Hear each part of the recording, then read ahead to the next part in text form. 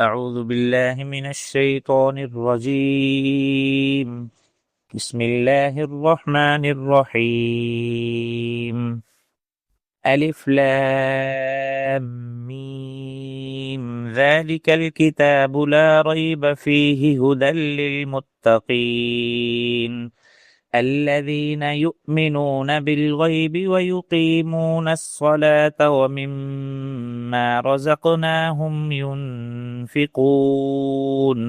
والذين يؤمنون بما أنزل إليك وما أنزل من قبلك وبالآخرة هم يوقنون۔ سورۃ البقرہ پارہ نمبر 1۔ اس سورت کے اندر اللہ رب العزت نے ابتدا فرمائی ہے بسم اللہ الرحمن الرحیم، شروع اللہ تعالیٰ کے نام سے جو بڑا مہربان اور نہایت رحم فرمانے والا ہے۔ الف لام میم، یہ حروف مقطعات میں سے ہے۔ ذالک الکتاب لا ریب فیہ ھدی للمتقین، یہ کتاب ایسی ہے جس میں کوئی شک نہیں، یہ اس میں ہدایت ہے متقیوں کے لیے۔ الذین یؤمنون بالغیب ویقیمون الصلاۃ ومما رزقناہم ینفقون، جو ایمان لاتے ہیں غیب پر اور قائم کرتے ہیں نماز کو اور ہمارے دیے ہوئے میں سے خرچ کرتے ہیں۔ والذین یؤمنون بما انزل الیک وما انزل من قبلک، اور جو لوگ ایمان لاتے ہیں اس پر جو اتارا گیا آپ کی طرف اور جو اتارا گیا آپ سے پہلے۔ وبالآخرۃ ھم یوقنون، وہ آخرت پر یقین رکھتے ہیں۔ سورۃ البقرہ مصحف عثمانی کی ترتیب سے کے لحاظ سے یہ دوسری سورت ہے۔ اس سورت میں بقر کا تذکرہ ہے، اس لیے سورۃ البقرہ کے نام سے موسوم ہوئی ہے۔ روایت حدیث میں اس کا نام یہ آیا ہے۔ اس کی فضیلت کچھ یوں ہے، حضرت ابو ہریرہ رضی اللہ تعالیٰ عنہ سے روایت ہے، رسول اللہ صلی اللہ تعالی وسلم نے ارشاد فرمایا، اپنے گھروں کو قبریں نہ بناؤ، یعنی کہ ذکر و تلاوت سے گھروں کو خالی نہ رکھو جیسا کہ قبریں خالی ہوتی ہیں، بے شک شیطان اس گھر سے بھاگ جاتا ہے جس میں سورۃ البقرہ پڑھی جاتی ہے۔ سنن ترمذی کی یہ حدیث مبارکہ ہے، صفحہ نمبر 408۔ اور اسی طرح حضرت ابو امامہ رضی اللہ تعالیٰ عنہ نے بیان فرمایا کہ میں نے رسول اللہ صلی اللہ تعالی وسلم کو یہ ارشاد فرماتے ہوئے سنا، قرآن پڑھو کیونکہ وہ قیامت کے دن اپنے لوگوں کے لیے سفارش کرنے والا بن کر آئے گا، اور دو روشن چیزوں کو پڑھو، یعنی سورۃ البقرہ اور سورۃ آل عمران، کیونکہ یہ وہ دونوں قیامت کے دن اس طرح آئیں گے جیسا کہ بادل ہوں، یا جیسے پرندوں کی دو جماعتیں صف بناتے ہوئے اپنے لوگوں کے لیے خوب روزدار سفارش کریں گے۔ سورۃ البقرہ کو پڑھو کیونکہ اس کا حاصل کر لینا برکت ہے اور اس کا چھوڑ دینا حسرت ہے، اور اہل باطل کی بے بسی نہیں۔ اور یہ حدیث پاک صحیح مسلم کی ہے، جلد نمبر 1 صفحہ نمبر 270۔ اسی طرح اہل باطل کے بس کی نہیں، یعنی وہ اسے حفظ نہیں کر سکتے، اور بعض حضرات نے فرمایا کہ اہل باطل سے جادوگر مراد ہیں، مطلب یہ ہے کہ سورۃ البقرہ کے پڑھنے والے پر جادو اثر نہیں ہو سکتا۔ اسی طرح سنن ترمذی کی ایک اور حدیث ہے، حضرت ابو ہریرہ رضی اللہ تعالیٰ عنہ سے یہ روایت ہے، رسول اللہ صلی اللہ تعالی وسلم نے ارشاد فرمایا، ہر چیز کا ایک بلند حصہ ہوتا ہے، قرآن کا بلند حصہ سورۃ البقرہ ہے۔ اس میں ایک آیت ہے جو قرآن کی سب آیتوں کی سردار ہے، وہ آیت الکرسی ہے۔ جس گھر میں سورۃ پڑھی جائے اس میں شیطان ضرور بھاگ جاتا ہے۔ سورۃ البقرہ کو سب سے بڑی سورت ہونے کے اعتبار سے قرآن کا بلند حصہ فرمایا، نیز اس اعتبار سے بھی کہ اس میں احکام کثیر تعداد میں مذکور ہیں، اور یوں بھی کہا جا سکتا ہے اس میں جہاد کا حکم ہے جس سے رفعت اور بلندی حاصل ہوتی ہے۔ اسی طرح حضرت عمر رضی اللہ تعالیٰ نے فرمایا، سورۃ البقرہ اور سورۃ النساء، سورۃ حج اور سورۃ نور کو سیکھو کیونکہ اس کے اندر فرائض ہیں۔ الف لام میم، یہ حروف مقطعات میں سے ہیں۔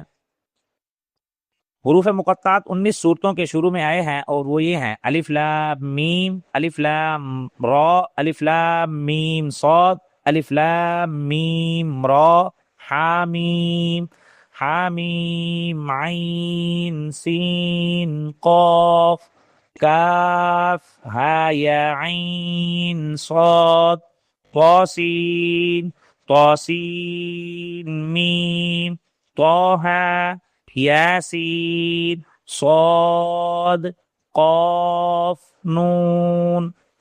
ان میں الف لام میم 6 جگہ ہے اور الف لام را 5 جگہ ہے اور ہا میم 6 جگہ ہے اور طا سین میم 2 جگہ ہے۔ ان کے علاوہ باقی سب ایک ایک جگہ ہیں۔ کیونکہ یہ متشابہات میں سے ہیں اس لیے مفسرین ان کے سامنے یوں لکھ دیتے ہیں واللہ اعلم بمرادی، یعنی کہ اس کا معنی اللہ تعالیٰ کے علاوہ کسی کو معلوم نہیں۔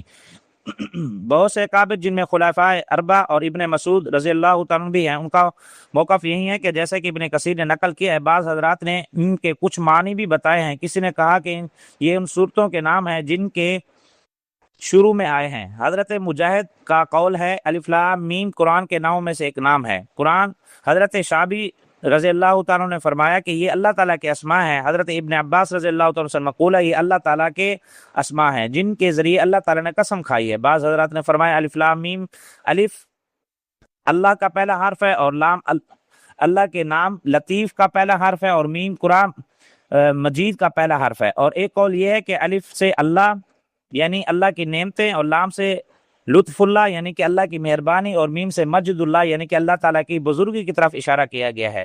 لیکن اس میں کوئی بات رسول اللہ صلی اللہ علیہ وسلم سے منقول نہیں۔ مفسرین نے حروف مقطعات کے ذریعے صورتیں شروع کرنے کی یہ حکمت بھی لکھی ہے کہ اہل عرب کو یہ بتایا گیا ہے کہ یہ کتاب جو محمد رسول اللہ صلی اللہ علیہ وسلم پر نازل ہوئی، اس کے کلمات انہیں حروف سے مرکب ہیں جو تمہاری گفتگو اور محاورات میں استعمال ہوتے ہیں۔ تم فصیح اور بلیغ اس جیسی کتاب بنا کر لاؤ۔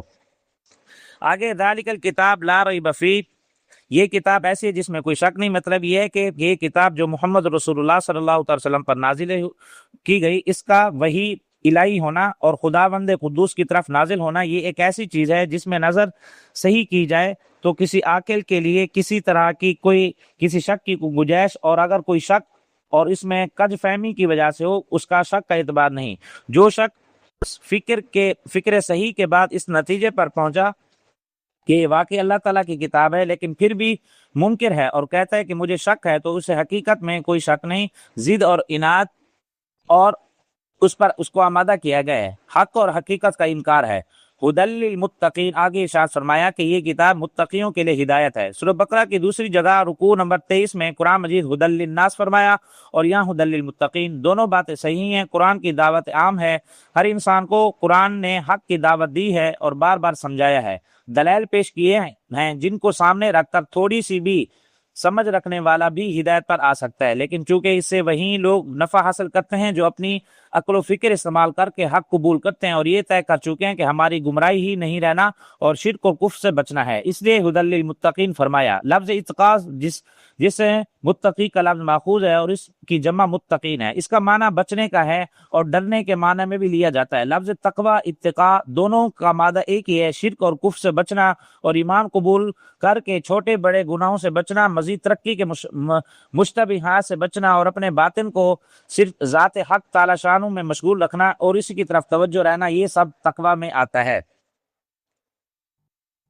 متقین کی صفات، اس کے بعد متقین کی صفات بیان فرمائی۔ اول یہ کہ وہ غیب پر ایمان رکھتے ہیں، یعنی اللہ تعالیٰ اپنی کتاب میں جن باتوں کی خبر ہے، رسول اللہ صلی اللہ علیہ وسلم نے جو باتیں بتائی ہیں ماضی سے متعلق ہوں یا مستقبل سے، ان کو مانتے ہیں اور ان پر ایمان لاتے ہیں بغیر دیکھے۔ صرف خبر پر ایمان لے آنا یہ ایمان بالغیب ہے اور ایمان بالغیب ہی معتبر ہے۔ جب قیامت کے دن ہوگا وہاں کے حالات سب ہی دیکھ لیں گے اور مان لیں گے، لیکن دیکھنے کے بعد مان لینا ایمان لانا معتبر نہیں۔